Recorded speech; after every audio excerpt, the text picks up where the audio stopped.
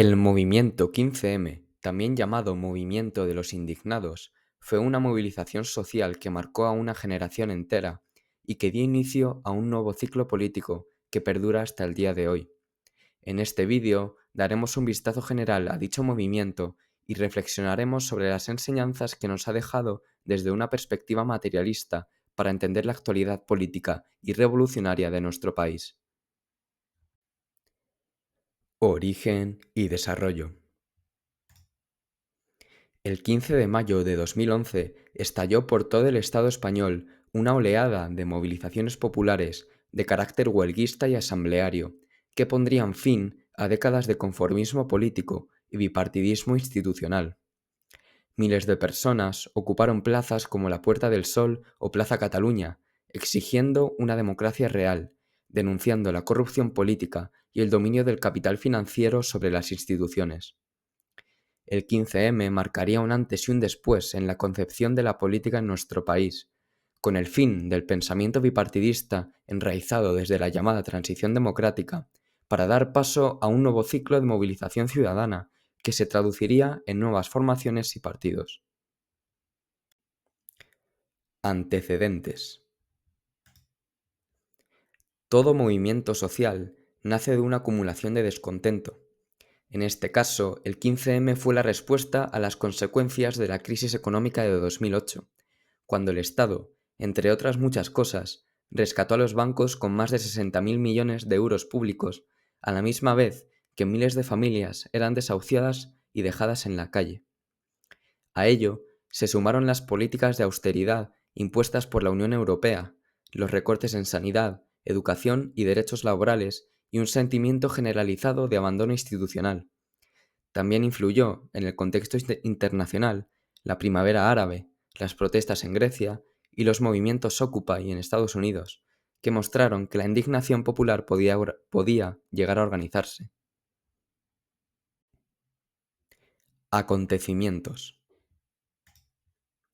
Las protestas del 15M se caracterizaron por su espontaneidad política y social. Fueron pacíficas, no institucionales y se organizaron mediante asambleas horizontales y democráticas, rechazando líderes formales. Durante semanas, miles de personas convivieron en las plazas, debatiendo, creando espacios de apoyo mutuo, comisiones de trabajo, cocinas populares y bibliotecas improvisadas. Era, en esencia, un movimiento democrático y asambleario que representaba la autogestión popular frente a las estructuras del poder político tradicional. Consecuencias. De aquel espíritu nacerían múltiples plataformas y agrupaciones políticas, la más relevante de todas ellas la plataforma Podemos, que canalizó electoralmente el descontento del 15M. Su aparición generó una nueva perspectiva sobre la política parlamentarista en España, rompiendo el bipartidismo entre PSOE y PP y abriendo paso a los gobiernos de coalición y nuevas fuerzas en el Congreso. Podemos y su irrupción en la política institucional. Podemos se presentó oficialmente el 17 de enero de 2014, en el Teatro del Barrio, en Lavapiés, precedido por un manifiesto titulado Última Llamada, publicado en el Diario Público, en el que se exponían las bases fundamentalmente anticapitalistas y ecologistas de dicha plataforma, y firmado por figuras tan importantes como Juan Carlos Monedero, Pablo Iglesias, Sione Belarra, Carolina Vescansa, Irene Montero o Viviana Medialdea, entre muchos otros. Nació con propuestas firmes contra las políticas de austeridad europeas y con una fuerte apuesta por la justicia social, la redistribución de la riqueza y unas estructuras internas asamblearias inspiradas en el 15M. En apenas unos meses, su impacto fue enorme.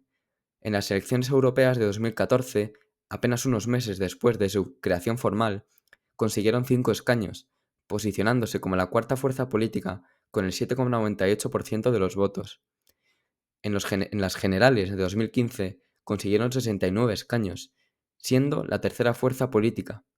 En 2018, junto al PSOE, impulsaron la moción de censura que tumbó el gobierno de Mariano Rajoy. Y en 2019 entraron en el primer gobierno de coalición desde la Segunda República, con Pablo Iglesias como vicepresidente. Crisis y escisiones internas.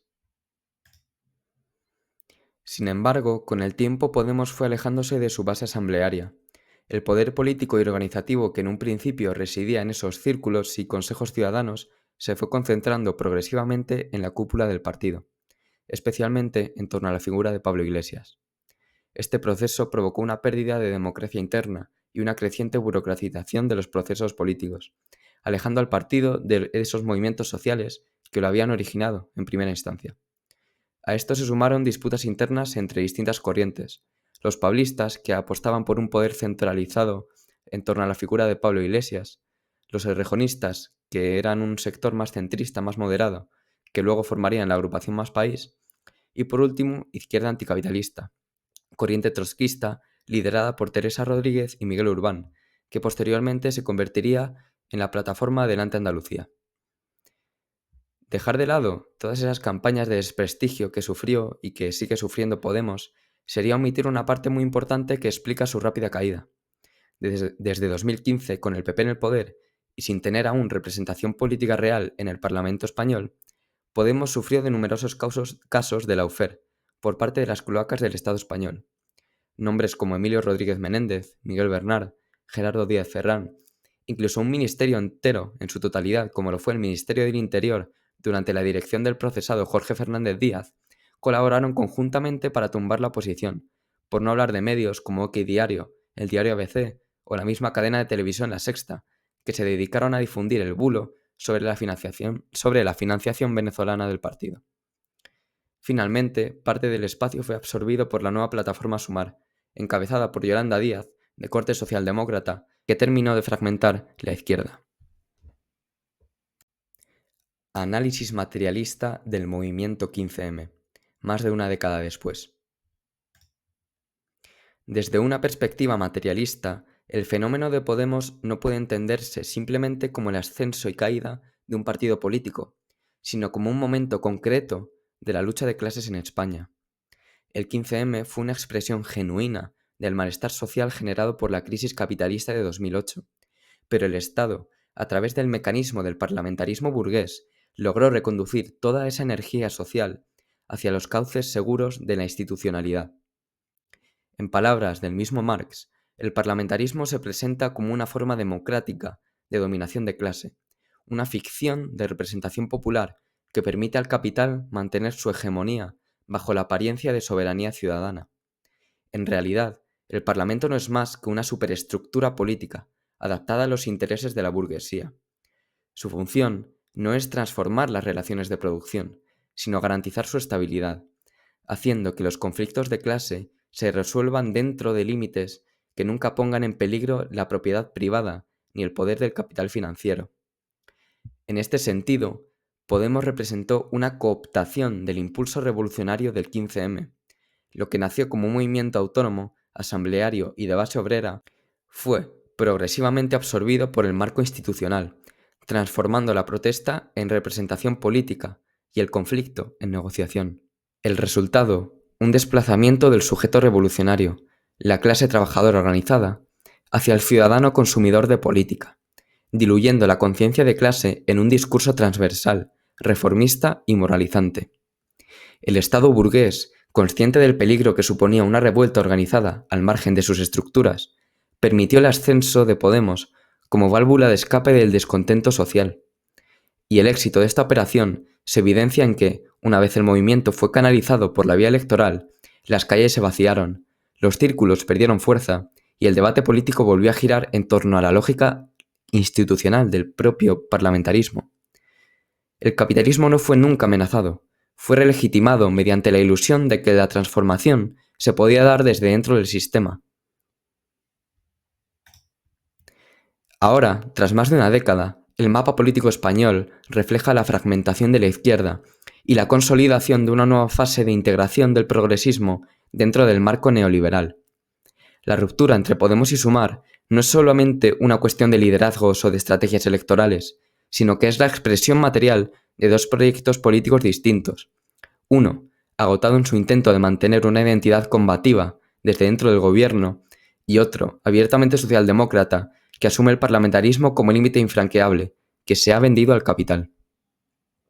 Sumar representa toda esa institucionalización definitiva del espacio nacido a partir del 15M.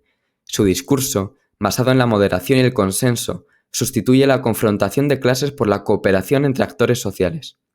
El proletariado desaparece como sujeto histórico, sustituido por el ciudadano progresista o el trabajador precario, como figura simbólica, pero sin poder real de transformación.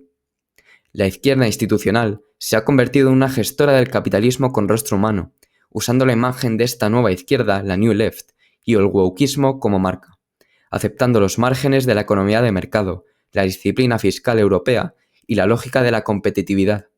Mientras tanto, la desafección política crece, los sindicatos tradicionales continúan debilitados y la extrema derecha gana terreno alimentándose de todo este desencanto popular.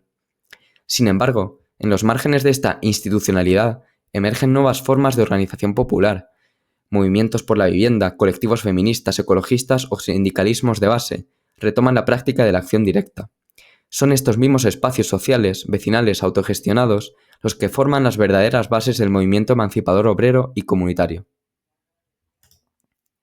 La experiencia del 15M y de Podemos nos deja una lección fundamental, y es que ningún proceso revolucionario puede realizarse desde dentro del Estado burgués. El parlamentarismo no es una herramienta neutral, sino un dispositivo de contención ideológica, que integra la disidencia y la convierte en gestión. Cada concesión al sistema, por pequeña que sea, refuerza su legitimidad y desactiva la potencialidad del movimiento obrero. Es por ello que el camino hacia una sociedad comunista, anarquista y libre no pasa por conquistar ministerios, sino por construir poder popular desde abajo, en los barrios, en los centros de trabajo, en los espacios de solidaridad y de autogestión. La verdadera transformación vendrá de la organización consciente de la clase trabajadora, con un carácter enteramente democrático y horizontal. Y la tarea que tenemos ahora mismo como clase no es rehacer Podemos ni reconfigurar Sumar, sino repolitizar las calles, devolver al proletariado su fuerza política mediante la autoorganización, la autogestión. Y solamente desde ahí podrá surgir un movimiento capaz de romper con la lógica del capital y del Estado, y abrir paso a una nueva forma de vida verdaderamente emancipada de toda opresión. Muchas gracias. Esto es Columna de Urruti.